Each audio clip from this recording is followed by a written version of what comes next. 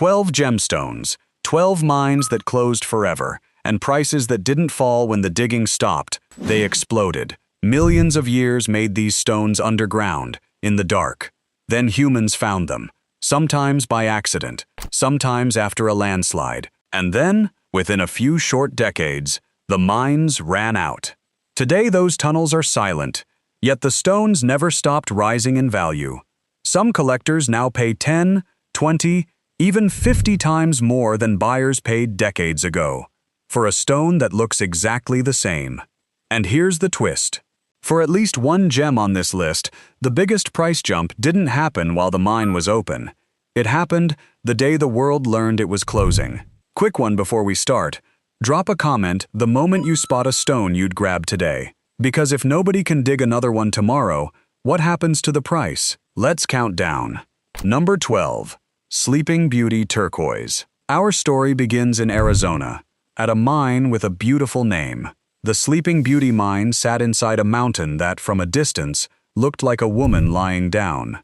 But here's the twist. This was never really a turquoise mine at all. It was a copper mine. The blue stones were just something they found along the way. That extra turquoise became world famous. It had a clean, even, sky blue color with almost no dark veins running through it. Jewelers loved it.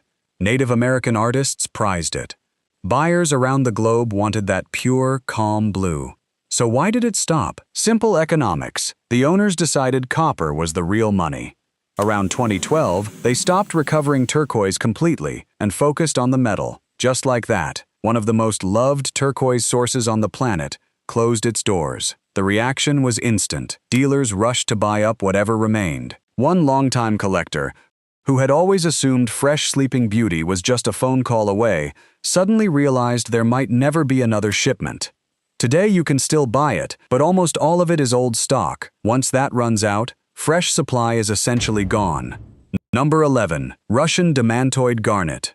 Most people think all garnets are dark red. This one broke that rule. Demantoid garnet is green.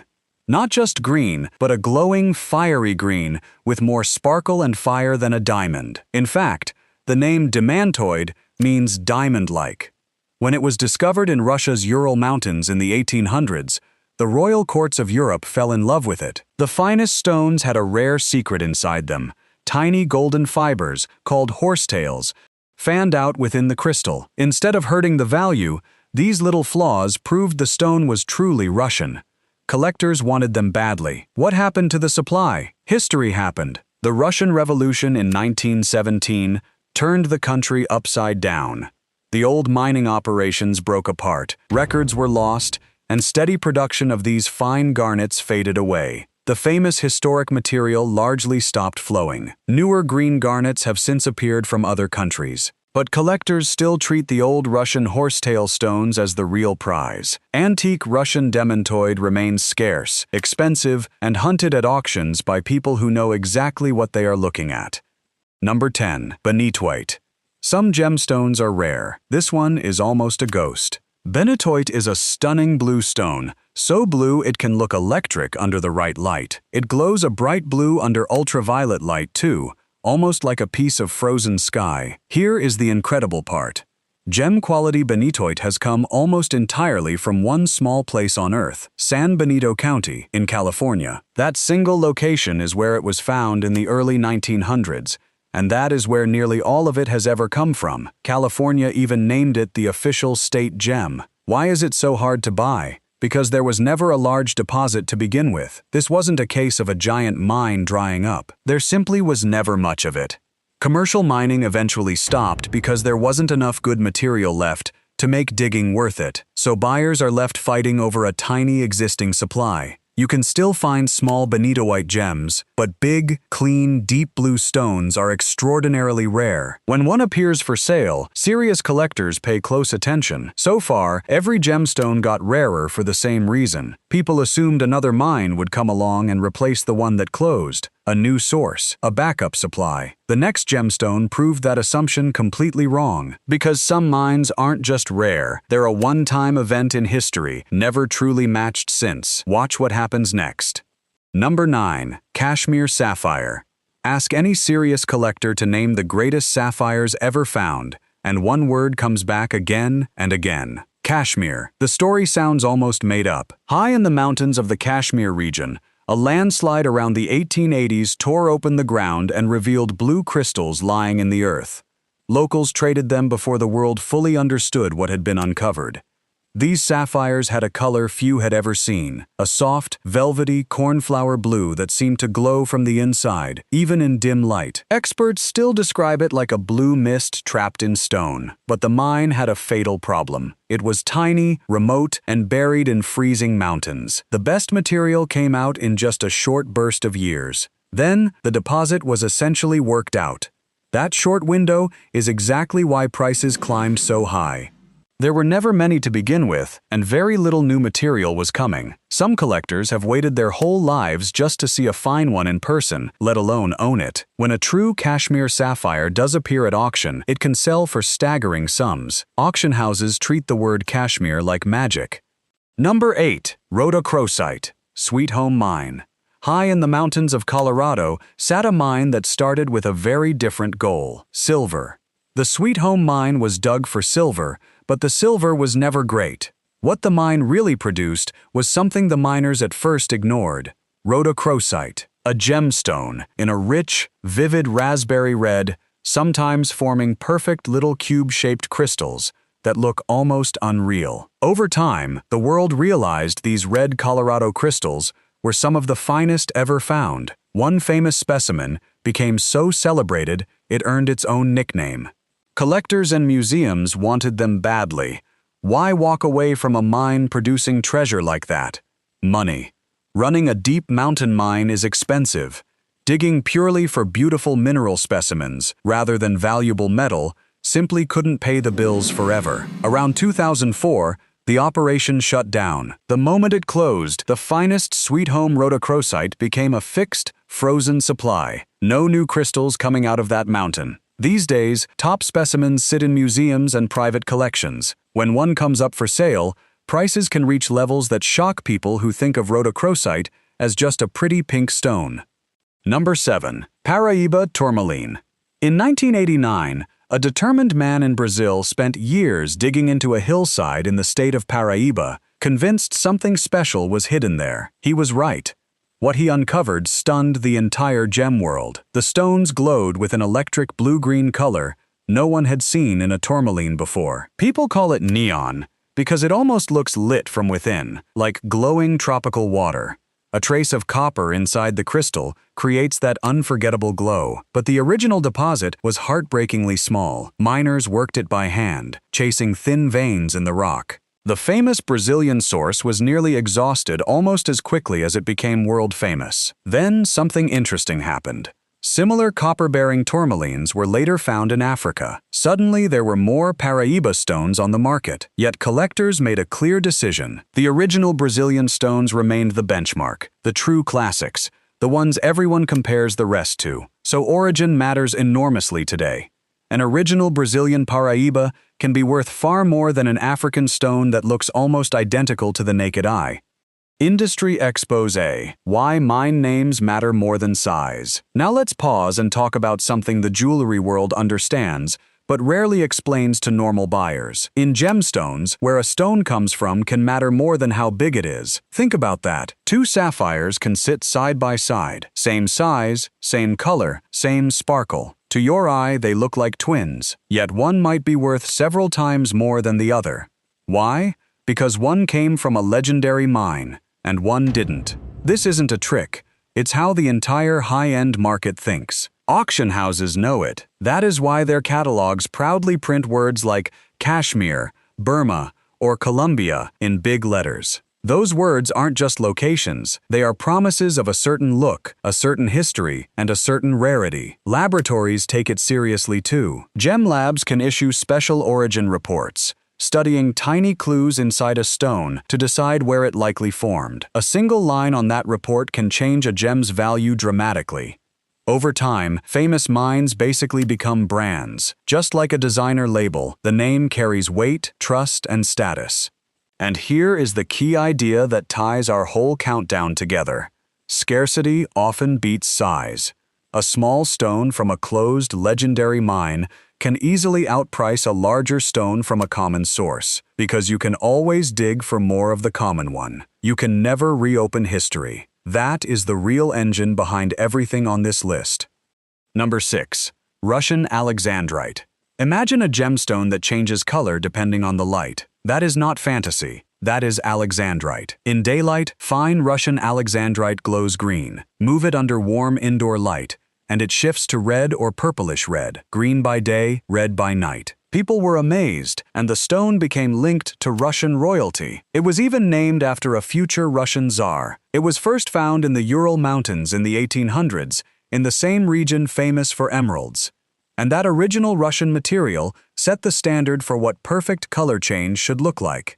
But those historic Ural deposits were largely worked out over time. The very best classic Russian Alexandrite became something you inherit, not something you casually buy. Later, Alexandrite was found in other countries, which helped supply. Yet, just like with Paraíba, collectors kept the old Russian stones on a pedestal. Now, a genuine antique Russian Alexandrite with a strong, clean color change is one of the most desirable gems on Earth. Sharp color shift plus true Russian origin equals a small fortune. The next gemstones didn't just become rare. They changed how collectors think about value itself.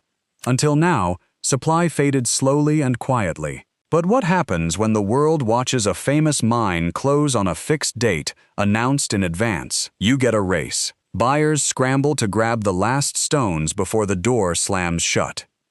Number 5. Lightning Ridge Black Opal. From the dry, cracked plains of outback Australia comes a gem that looks like it's hiding a galaxy inside it. Black opal. Most opals are pale and milky. Black opal is different. It has a dark body, and against that darkness, flashes of red, blue, green, and gold seem to dance and shift as you turn it. The finest stones look almost alive, like fireworks frozen in stone. Nearly all of the world's top black opal came from one legendary area, the fields around Lightning Ridge in New South Wales. What changed? The best of those fields were slowly dug out. Miners chased the color down through the clay, rush after rush, and over the years many of the richest workings were emptied and abandoned. What was once a booming opal frontier quieted down, leaving mostly small-scale digging behind. As the great fields faded, fine gem-quality black opal from that classic ground became harder and harder to find. You can still buy black opal today, but a top Lightning Ridge stone with electric, even color is a genuine rarity, and collectors pay accordingly.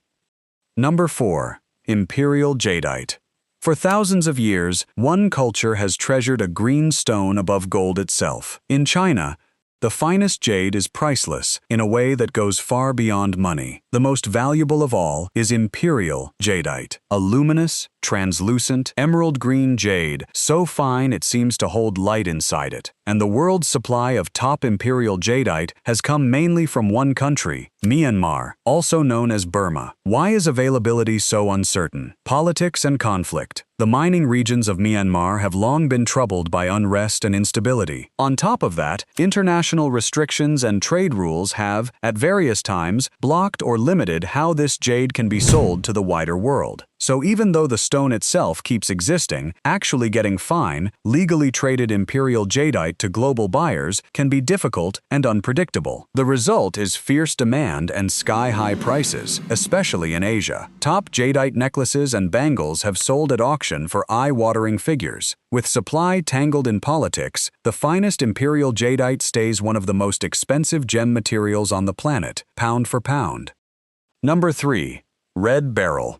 You've heard of emeralds. They are green beryl. You've heard of aquamarine. That is blue beryl. But there is another member of the family so rare most people never hear its name at all. Red beryl. This stone is a deep, rich, raspberry red. And gem-quality red beryl is staggeringly scarce. Experts have long estimated that for every gem-quality red beryl found, there are thousands upon thousands of gem diamonds. It is that rare. Almost all faceted red beryl has come from a tiny area in the mountains of Utah, not a huge mining district. A small, specific claim. Why did serious mining stop? Because the numbers never worked. The crystals were usually small, often cracked, and incredibly hard to pull out in usable sizes. Digging it commercially simply cost more than it returned, so large-scale mining faded out, leaving only a trickle. That leaves collectors with an almost impossible task. A clean red beryl over 1 carat is a true treasure. When one appears for sale, the per-carat price can climb into the range of top diamonds. Tiny stone, enormous value. Only 2 gemstones remain, and both prove one thing. Once a legendary source disappears, the market never looks at it the same way again. The next stone comes from mines abandoned generations ago, yet it's the most storied name in diamond history. And the final gem? Its biggest price jump came after the mine shut down, not before. Number 2. Golconda Diamond. For centuries, almost every legendary diamond in the world traced back to one place, Golconda. In the region around Golconda, in India, lay the major diamond mines the world relied on for a very long time. From this ground came some of the most famous diamonds in history, stones that ended up in crowns, museums, and royal treasuries. If you've heard of the great historic diamonds, many were likely Golconda stones. What made them special wasn't just their story. Many Golconda diamonds were extraordinarily pure and clear, with a soft, almost watery transparency that later mines rarely matched. Then the ground gave out. After centuries of digging, the old Golconda mines were worked out and abandoned generations ago. The source that had supplied the world's greatest diamonds simply ran dry. That is why the word Golconda now carries enormous weight. When a diamond can be traced to that historic origin, buyers treat it as a piece of living history. At major auctions, a diamond with a Golconda pedigree can sell for far more than a similar modern stone. The mines are long gone, but their legend keeps growing. Number 1. Argyle Pink Diamond. And now, the story this entire video has been building toward, the one that turned a slow idea into a worldwide frenzy. In the remote outback of Western Australia, a mine called Argyle began operating in the 1980s. It became famous for producing the vast majority of the world's pink diamonds, along with rare reds and violets. These weren't ordinary diamonds. A top pink from Argyle could glow with a color so pure it seemed to blush. For decades, Argyle fed the world's hunger for pink diamonds. Buyers assumed it would go on and on. Then came the announcement that changed everything. The mine's rich ore body was running out, and it was no longer worth digging deeper. In 2020, after roughly 37 years, Argyle officially closed. The market reaction was immediate and dramatic. Collectors and investors understood a hard truth. By far the greatest source of pink diamonds on Earth had just ended, on a known date with no replacement in sight, so they rushed. For some buyers who had quietly eyed a particular pink for years, it was suddenly now or never. Auctions for rare pinks became battlegrounds, driving already high prices to new records. And here is the final lesson of our whole story. The biggest surge in value didn't come while the mine was working. It came after it closed. Argyle pink diamonds became true legends, not despite the mine shutting down, but because of it. Outro. So think back over everything we just saw. Turquoise abandoned for copper, a garnet lost to revolution, a sapphire revealed by a landslide, a diamond mine that closed on a scheduled day in front of the world. Every stone told a different story, but underneath them all ran the same powerful idea. These gemstones didn't become worth a fortune just because they were beautiful. Plenty of beautiful stones stay cheap. They became treasures because the places that created them disappeared, and the world realized no one could simply go out and make more. That is the strange magic of a closed mine. It freezes supply and time. It turns a pretty stone into a piece of history you can hold in your hand. So here's a question to leave you with. If you knew a famous gemstone mine was going to close next year, would you buy before or after? Think about it, and I'll see you in the next one.